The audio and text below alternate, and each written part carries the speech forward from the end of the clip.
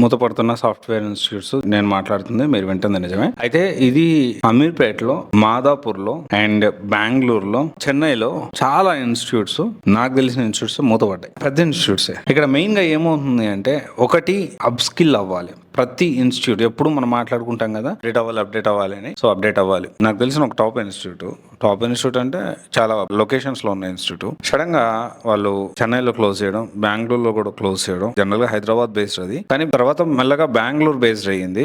ఇప్పుడు బెంగళూరులో తర్వాత చెన్నైలో కూడా ఓపెన్ చేశారు. ఫస్ట్ చెన్నైలో, ఆ తర్వాత బెంగళూరులో క్లోజ్ చేశారు. అయితే నేను ఒకటే చెప్పొచ్చేది ఏంటి అంటే, ఇప్పుడు మీరు జాయిన్ అయ్యే ఇన్స్టిట్యూట్ అది హైదరాబాద్ అయినా కానీ, బెంగళూరు అయినా, చెన్నై అయినా, ఎక్కడైనా, పూణే అయినా కానీ, ఆ ఇన్స్టిట్యూట్ గురించి పరిస్థితి ఏంటి, ఎప్పుడు క్లోజ్ చేస్తారో తెలియని పరిస్థితిలో ఉంది. కాబట్టి ఆఫ్లైన్ లో జాయిన్ అయిన స్టూడెంట్స్ ని మళ్ళీ ఆన్లైన్ లో కన్వర్ట్ చేయడం అంతా చేస్తా ఉన్నారు. దీనివల్ల మీరు ఆఫ్లైన్ లో జాయిన్ అవుదాం అనే కాన్సెప్ట్ మళ్ళీ కనుగొనడం అయితే కష్టం. కాబట్టి చూసుకొని జాయిన్ అవ్వండి. నేను ఏమంటున్నా, చూసుకొని జాయిన్ అవ్వండి. కోర్స్ కూడా చూసుకొని జాయిన్ అవ్వండి. ఎందుకంటే ఇప్పుడు చాలా కోర్సెస్ అవైలబిలిటీలో ఉన్న మార్కెట్ లో. ఏ కోర్స్ నేర్చుకుంటే జాబ్ వస్తుంది, ఏ కాంబినేషన్ లో నేర్చుకుంటే జాబ్ వస్తుంది, ఇదంతా మీరు ప్లాన్ చేసుకోవాలి.